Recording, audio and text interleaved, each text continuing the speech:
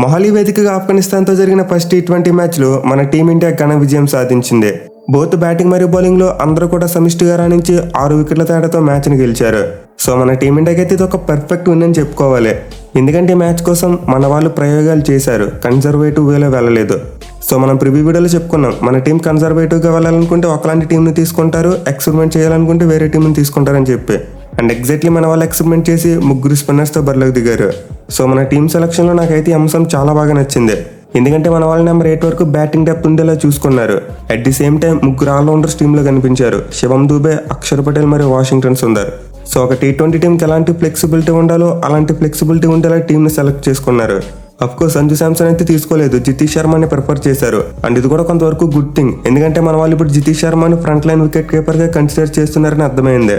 So sudden గా సంజు శాంసన్ తీసుకొచ్చి మళ్ళీ మిక్స్లో పెట్టే కంటే జితేష్ శర్మతోనే కంటిన్యూ అవ్వాలనుకుంటున్న మన వాళ్ళ ఉద్దేశం నిజంగా చాలా మంచిదే. ఎందుకంటే వరల్డ్ కప్ కోసం వికెట్ కీపర్ విషయంలో మన వాళ్ళు ఒక క్లియర్ మైండ్తో ఉంటారు. ఇక జైస్వాల్ ఎందుకు సెలెక్ట్ చేయలేదంటే అతనైతే గ్రోయిన్ ఇంజరీతో ఇబ్బంది పడుతున్నాడంట.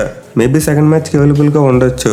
సో ఓవరాల్గా చూసుకుంటే మన ప్లేయింగ్ 11 సెలక్షన్లో కొంతవరకు సర్ప్రైజెస్ కనబడ్డాయి. అండ్ ఆఫ్ఘనిస్తాన్ టీం చూసుకున్న వాళ్ళు జజయ్ లాంటి ఒక ఎక్స్ప్లోజివ్ బ్యాట్స్మెన్ పక్కన పెట్టారు. సో ఇదైతే కొంతవరకు వాళ్ళకి డ్యామేజ్ చేసిందని నేను అనుకుంటున్నా. ఎందుకంటే మన టీం ఇండియా టాస్ గెలిచి వాళ్ళని బ్యాటింగ్ ఆహ్వానించిన తర్వాత వాళ్ళ ఓపెనర్స్ చాలా స్ట్రగుల్ అయ్యారు. మెయిన్లీ రహమాన్ ఓవర్బాజ్ అయితే ఫస్ట్ ఓవర్ని మీడియన్ ఓవర్గా ఆడేశాడు. సో పవర్ ప్లేలో ఆఫ్ఘనిస్తాన్ టీం వికెట్ కోల్పోయినప్పటికీ వాళ్ళ బ్యాటింగ్ మాత్రం చాలా స్లోగా సాగింది. ఇన్ఫాక్ట్ సింపుల్గా చెప్పాలంటే ఒక వన్డే మ్యాచ్లో ఆడారు. సో ఆఫ్ఘనిస్తాన్ టీంకి అయితే స్లో స్టార్ట్ అనే సమస్య ఎప్పటి నుంచో ఉంది. అండ్ ఈ మ్యాచ్లో కూడా అది కంటిన్యూ అయింది. వాళ్ళు ఫస్ట్ 10 ఓవర్స్లో కేవలం 57 రన్స్ మాత్రమే కొట్టారు, అది కూడా 3 వికెట్స్ కోల్పోయారు. బట్ వాళ్ళ బ్యాటింగ్లో అసలైన మెరుపులు ఇన్నింగ్స్ సెకండ్ హాఫ్లో చూసాం. నిజంగా మహమ్మద్ నబీ మరియు ఉమర్ జై వీళ్ళిద్దరి మధ్య ఒక అద్భుతమైన పార్ట్నర్షిప్ వచ్చింది. చాలా స్పీడ్గా రన్స్ కొట్టారు. అట్ ది సేమ్ టైం మన టీమిండియా బౌలర్స్ని మళ్ళీ తిరిగి గేమ్లోకి రానివ్వకుండా చేశారు. సో ఫస్ట్ 10 ఓవర్స్లో చూసుకుంటే మన బౌలర్స్ చాలా అద్భుతంగా బౌలింగ్ చేశారు, ఎవరికి పేరు పెట్టడానికి లేదు. బట్ సెకండ్ హాఫ్లో చూసుకుంటే ఆ బౌలింగ్ను కంటిన్యూ చేయలేకపోయారు.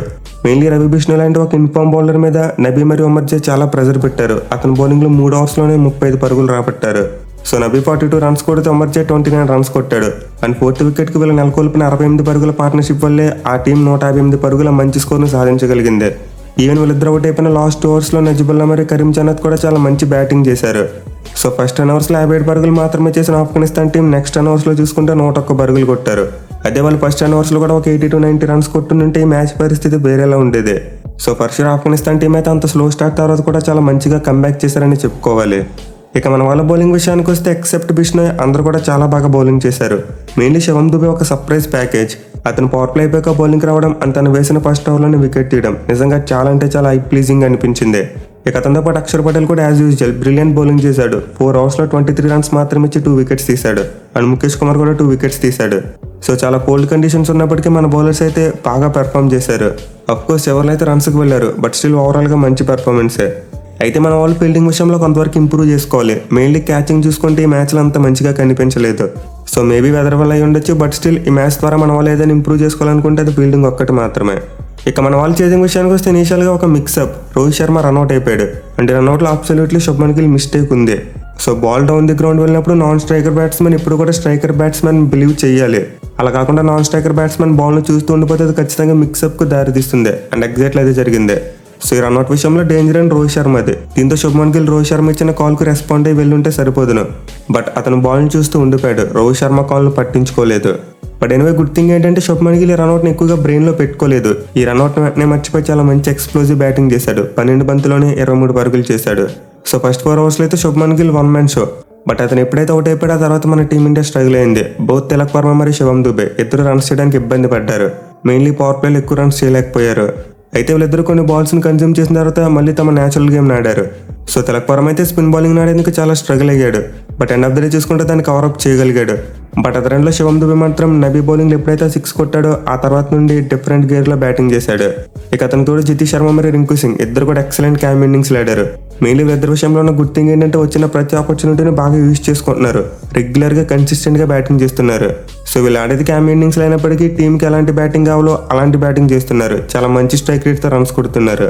బట్ ఎనివే మన బ్యాటింగ్లో సూపర్ స్టార్ మాత్రం శివం దుబేనే. 40 బంతుల్లో 60 పరుగులు చేశాడు. సో నిజంగా ఈ మ్యాచ్లో శివం దుబే యొక్క ఆల్రౌండ్ షో మన టీమిండియాకు చాలా శుభ పరిణామం.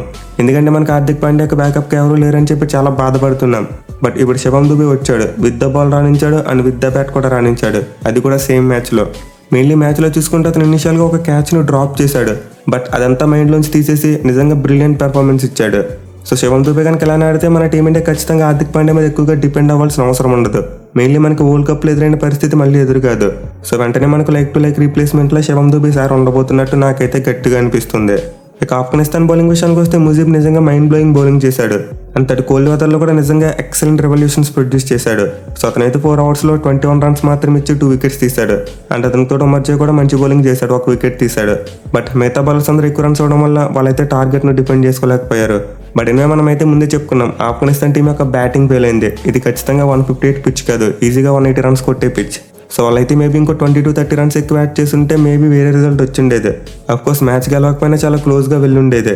But end of the day చూసుకుంటే మాత్రం వాళ్ళు కూడా చాలా మంచి ఫైట్ ఇచ్చారు. మరి వన్ సైడ్కి అయితే గేమ్ వెళ్ళలేదు. సో చూడాలి మరి సెకండ్ మ్యాచ్లో ఏమైనా ఆఫ్ఘనిస్తాన్ టీం ఇంకా గట్టి పోటీ ఇస్తుందా లేదా అనేది.